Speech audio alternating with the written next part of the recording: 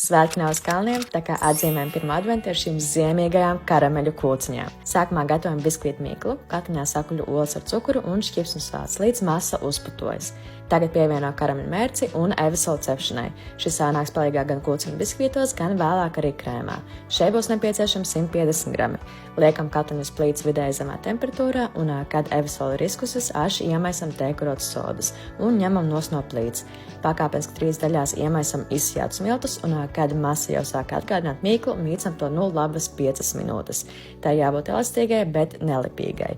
Un tagad liekam to leduskapī uz kādām 40 minūtēm. Kad mīkla atdzesēta, sadal to 4 vienādās daļās un tā rīktīgi izrulējam, cik jūs spēks, bet vispār jo plānāk, jo labāk. Un par cik gatavošu minīkūciņas, tad ar šādas formas palīdzību veidoju biskvītus.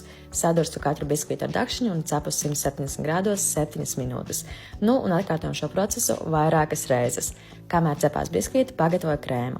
Sākumā sakuļu vienu pašu krēmu sierupu, pataisno no leduskapja, tad ņemu 200 gramus evasolu un, starp citu, šīs gramu atzīmes ir tiešām ļoti noderīgas. Sadalu mazākos gabaliņos un putoju kādas 4 minūtes, līdz tas kļūst gaisīgs.